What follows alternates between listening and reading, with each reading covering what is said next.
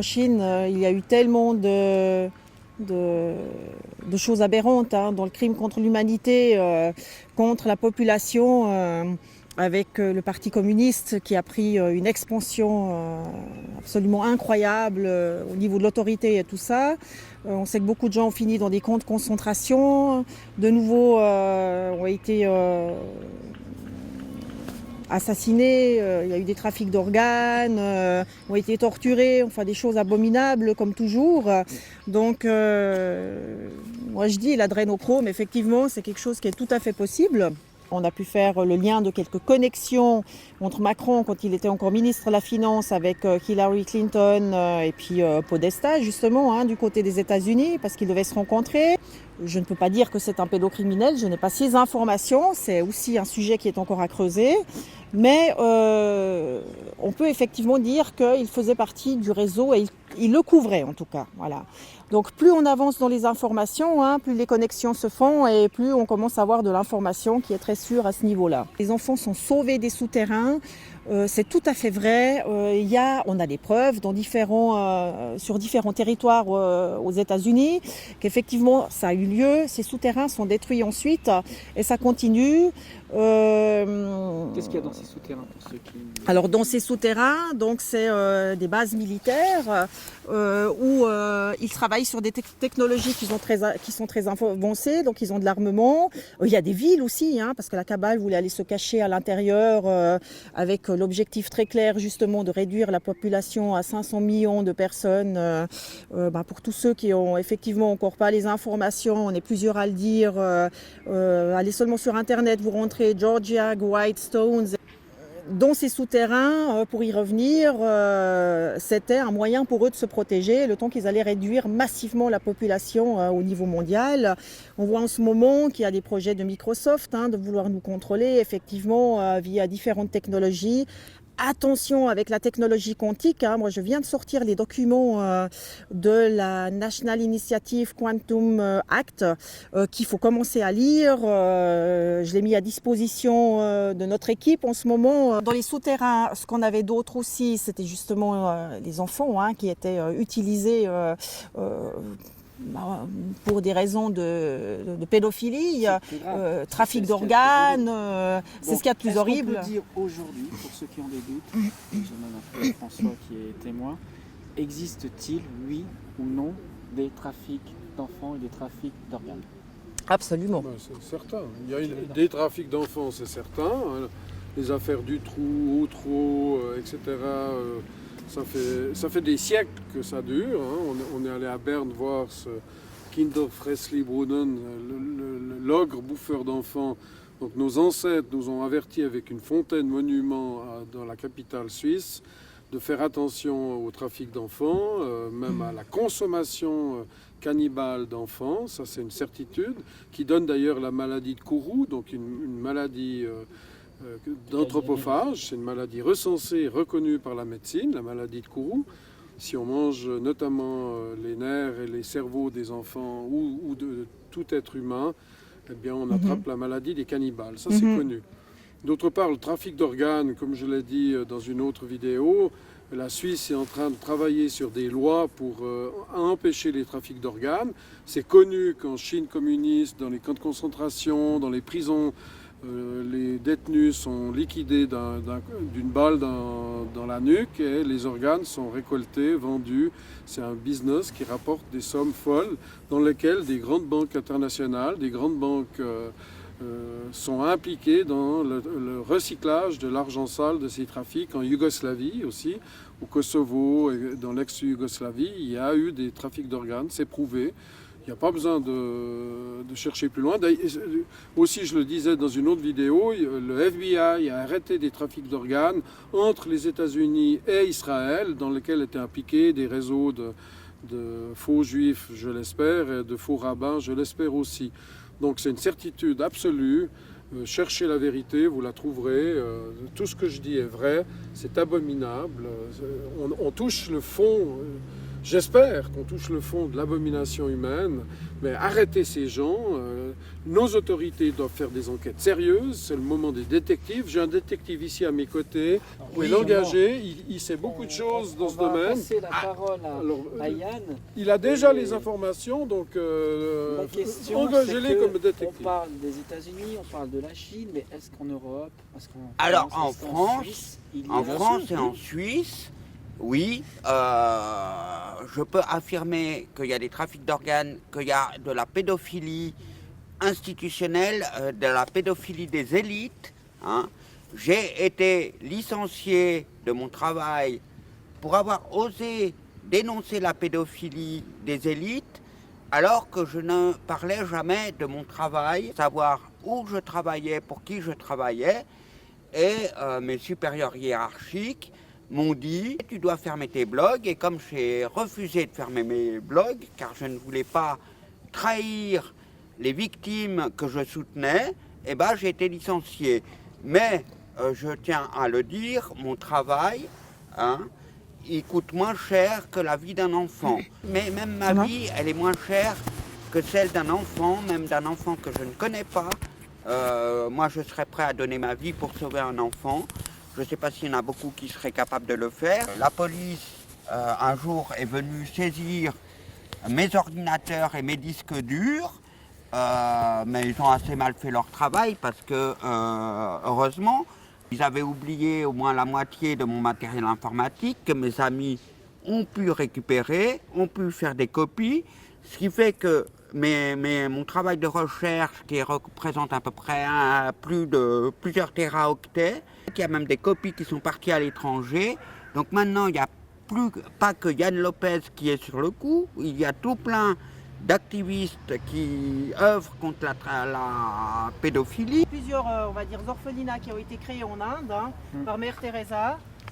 Ils viennent d'arrêter 2 personnes pour avoir vendu des enfants à des prix absolument incroyables. Donc la police d'Inde est allée sur place pour faire ça. Donc on a plusieurs pays qui sont derrière ces affaires et qui se rendent compte que le trafic d'argent qu'on peut avoir en vendant des enfants, évidemment, est très lucratif. Et puis c'est juste incroyable. Et puis souvent, ces orphelins ne sont pas des orphelins à la base. L'année passée, un avion plein d'Africains dedans, qui a été arrêté en cours de route et non pas à destination parce qu'il aurait dû atterrir en Espagne.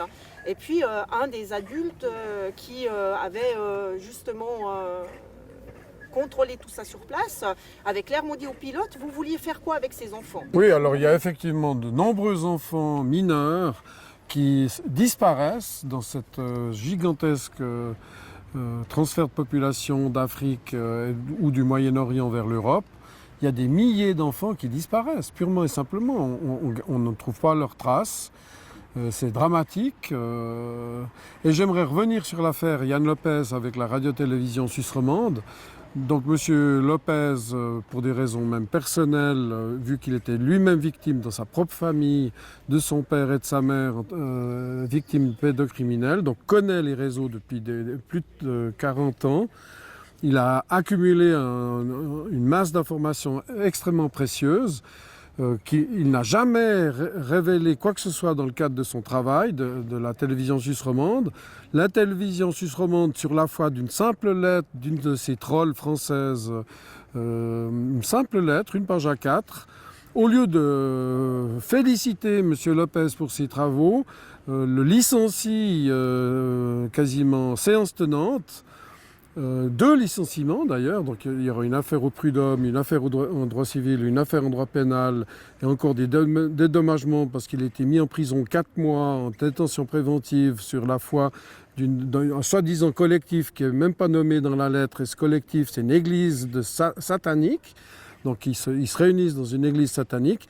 Monsieur Lopez aurait dû être félicité par la direction de la radio-télévision suisse romande, il aurait dû être promu. Surtout qu'il n'avait rien dit de la pédocriminalité rampante des nombreuses affaires dans la radio-télévision suisse romande. Et maintenant qu'il en parle, c'est son mérite d'en parler, d'évoquer ceci, car le poisson pourrit par la tête. Et ces soi-disant élites, ce n'est pas des élites, c'est le fond le fond de la corbeille, hein, c'est la fange de l'humanité. Comme dit le président Trump, c'est le marécage qui pue, ça pue vraiment. Eh bien, ces gens à très haut niveau dans la direction, au-dessus du 13e étage, comme par hasard, ces gens-là, au lieu de le féliciter, de le promouvoir et d'augmenter son salaire, car il est courageux, et c'est un des rares employés de la radio-télévision romande qui fait son travail d'être humain, de citoyen suisse, et qui a le droit de penser librement et de répandre ses idées. Non, on lui dit de fermer ses blogs, de ne plus parler de ceci, ce qui est une ingérence inadmissible dans les droits humains, les droits de l'homme et la liberté d'expression.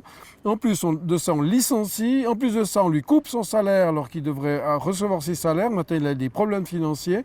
Donc, on lui a coupé ses salaires de manière cavalière. Tout est scandaleux et pour moi, c'est la preuve que la radio-télévision suisse romande est infestée de pédocriminels. Ils ont signé leur forfait. Beaucoup de rumeurs disent mais si M. Lopez a été arrêté, c'est qu'il est coupable.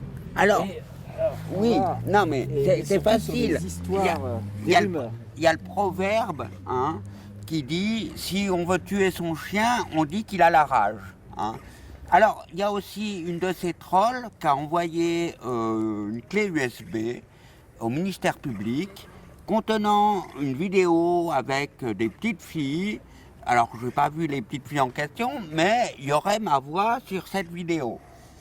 Et, comment dire, étant donné que cette troll qui a plusieurs chaînes, Madame Wallace, Sociopathe Club et que sais-je encore, cette personne a fait aussi une fausse chaîne YouTube au nom de Stan Mayo, notre héros international.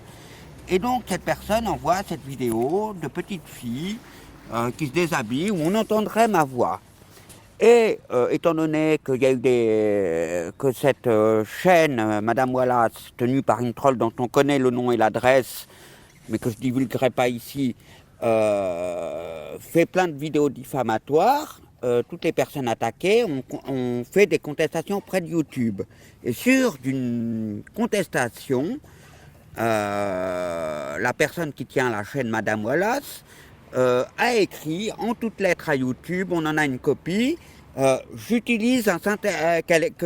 utilisait un synthétiseur de voix synthétique.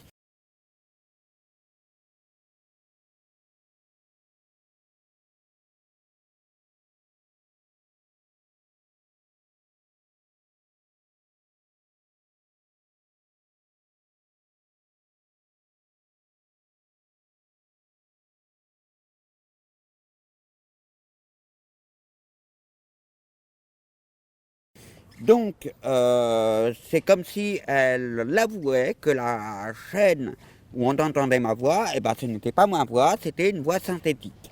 Voilà. Alors, moi, je suis droit dans mes bottes, hein, je sais ce que je vaux.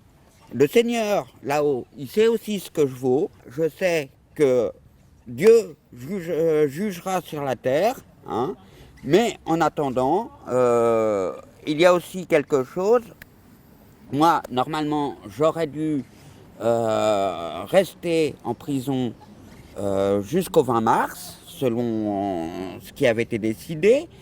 Et le 13 février, le gardien, il a ouvert la porte de la cellule, il a fait « Monsieur Lopez, vous préparez vos affaires, vous partez ». Et sur le coup, j'ai cru que je changeais d'établissement ou de secteur au sein de Saint-Lô. Je n'imaginais pas que j'étais libéré. Il m'a dit, vous partez. Hein. Et il m'a raccompagné à la sortie. J'étais très content. Le gardien m'a dit, je ne vous dis pas au revoir.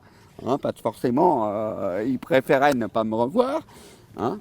Et donc, si j'ai été libéré prématurément sur l'ordre de libération, c'était marqué libération immédiate, c'était pas libération dans 2 jours ou libération le lendemain, c'était libération immédiate. Hein. Je devais sortir tout de suite. Et donc ça, c'est pas au hasard. Dans les jours qui viennent, il y a certains trolls, parce qu'il y a des plaintes qui ont été déposées, qui vont certainement devoir répondre devant la justice suisse, devant la justice française. Je ne suis pas dans le secret des dieux. Hein. Et puis surtout,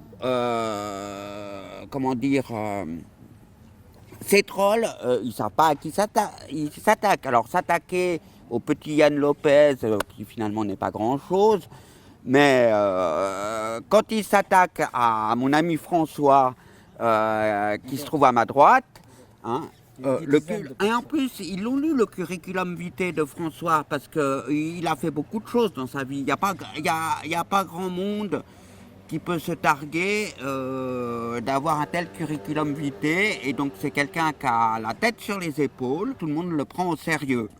Hein, tout le monde, sauf certaines personnes à qui il manque une case, à mon avis.